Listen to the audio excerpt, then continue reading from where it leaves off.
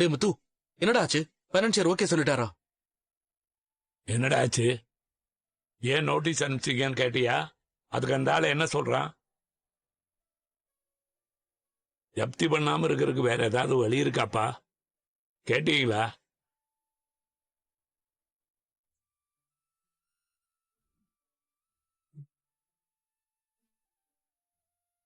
ஏய், கேக்குறாருல, என்ன 2 பேரும் அமைதியா இருக்கீங்க? இந்த ஃபைனான்ஸ் பேசி எதுவும் ஆக போறது இல்லப்பா. ஏண்டா அந்த ஆள் ஒன்னும் பேசலையா?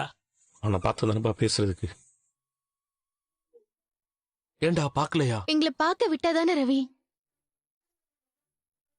ஏ, என்ன சொல்றீங்க? அந்த ஆள் ஆபீஸ்க்கு போய் அவ்வளவு நேரம் இருந்திருக்கிறோம். மீட்டிங்ல இருக்கான் அப்படி இப்படின்னு சொல்லி வெயிட் பண்ண வச்சாங்க.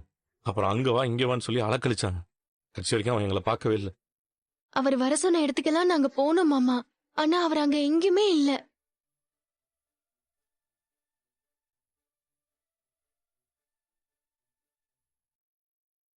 அப்ப வேணும்னே உங்களை அலைய விட்டுருக்காரு? ஆமா, அப்புறம் தான் எங்களுக்கு புரிஞ்சுது அவன் எங்களை பார்க்கவே தயாரா இல்லைன்னு. நீங்க பேசி கன்வின்ஸ் பண்ணக்கூடாதுன்னு தான் பிளான் பண்ணி உங்களை அவாய்ட் பண்ணிருக்கான்.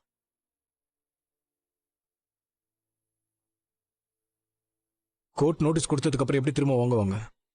ஜப்தி பண்ண தான் பாப்பாங்க.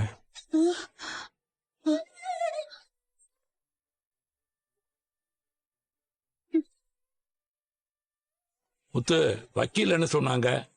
ஸ்டே ஆர்டர் வாங்க முடியாதா? வக்கீல போய் பார்த்தோம். 10 நாள் கோர்ட் லீவ் ஆம்பா.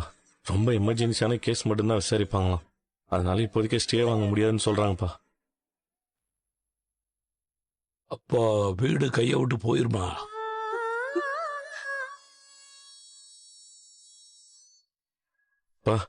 ஃபீல் பண்ணாப்பா. பண்ண முடியாதுன்னு சொல்றீங்க. இப்ப ஜப்தி பண்ணிடுவாங்கல்ல?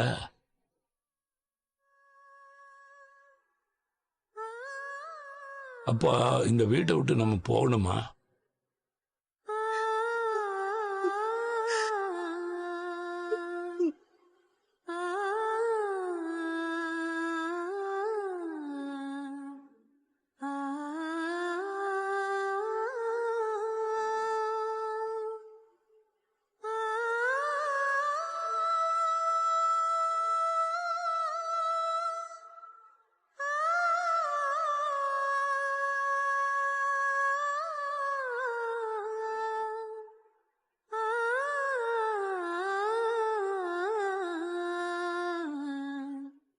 முப்பத்தஞ்சு வருஷமா உழைச்சு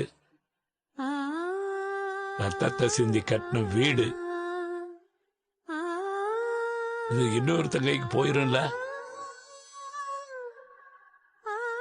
எதுவும் பண்ண முடியாம நம்ம வேடிக்கை பார்க்கணும்ல? நான் செத்தே போயிடலப்பா. அந்த வார்த்தையை மட்டும் சொல்லாதப்பா. நம்ம ஏதாவது பண்ணலாம்ப்பா. பாப்பா உட்காருப்பா.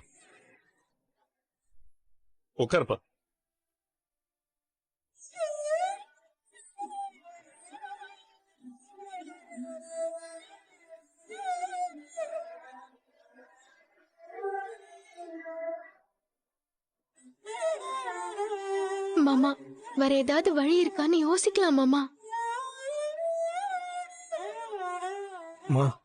இதுக்கு தான் நான் சொன்னேன், நம்மளே நம்ம வீட்டை வித்துட்டு. டேய், நீ கொஞ்சம் பேசாம தான் இரண்டா. நீ பண்ண வேலையால தான்டா வீடு ஜப்தி ஆகிற நிலைமைக்கு வந்திருக்கு. நீ இதை விக்கிறதுல இருக்க. வீட்டை சேவ் பண்றதுக்கு என்ன சொல்யூஷன் யோசிக்கவே மாட்டீங்களா மனோஜ்? வேற வழியே இல்லாதனால தான் இதை சொல்றேன். அதுக்குன்னு வீட்டை விக்கணுமா? வீடு கைவிட்டு போக கூடாதுன்னு தானே மாமா சொல்லிட்டு இருக்காரு. நீ இப்படி பேராசப்பட்டு கடன் மேல கடன் வாங்காம இருந்தேன்னா நிலமா வந்திருக்குமாடா? படிச்சேன் பெருமை பேச மட்டும் தெரியுது இல்லடா. உன் படிப்பால ₹1 சம்பாரிச்சு அப்பா கொடுத்திருக்கியாடா? அவரோட ரிட்டையர்மெண்ட் காசு எடுத்துட்டு ஓடுன. அவர் கஷ்டப்பட்டு கட்டின இந்த வீட்டையும் கொண்டு போய் அடகு வச்சிருக்கியாடா. இப்ப அவனை திட்டி என்ன ஆக போகுது? ஏதோ தெரியாம அவன் அப்படி பண்ணிட்டான்.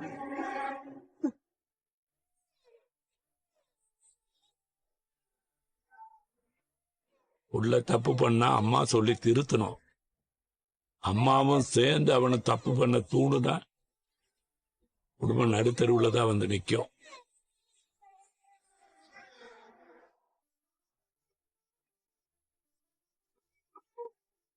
முடிஞ்சத பத்தி பேசி என்ன ஆக போகுது?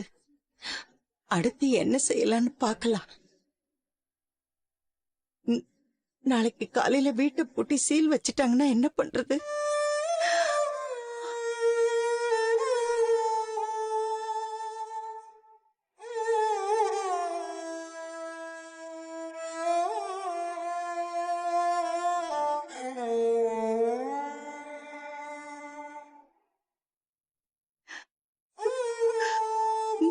தெருவே நின்னு வேடிக்கை பார்க்குமே.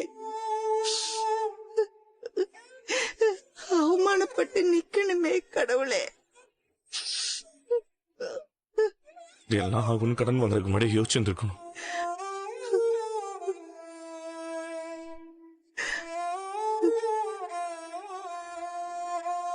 வீட்டில இருந்து வெளியே போகும்போது ஊரே நின்னு வேடிக்கை பார்க்கும்.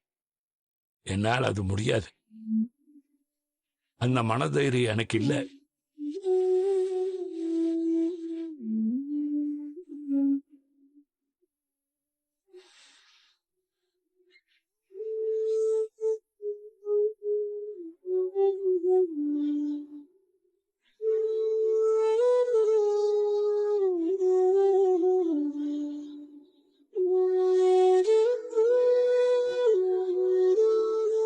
இனிமேல் ஜப்தியை தடுக்கிற வழியே இல்லை. எப்படியும் காலைல ஆள் வந்துருவாங்க. இப்ப என்னடா பண்றது?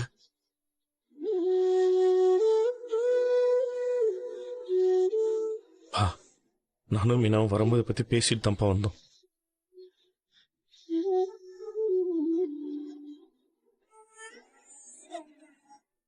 காலையில சீல் வைக்க ஆளுங்க வரும்போது அவன் யாரும் இங்க இருக்கக்கூடாதுப்பா.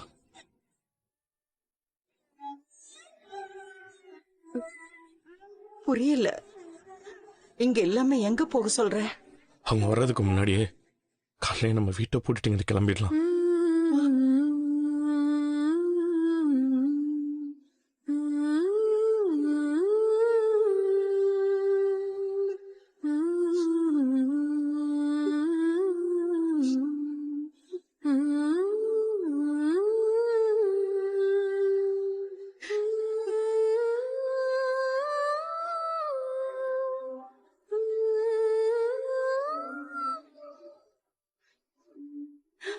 அப்படி போயிட்டா வீட்டை சீல் வைக்காம விட்டுடுவாங்களா?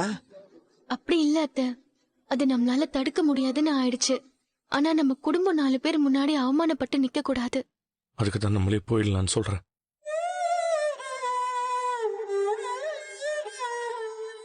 சொந்த வீட்டுல இருந்து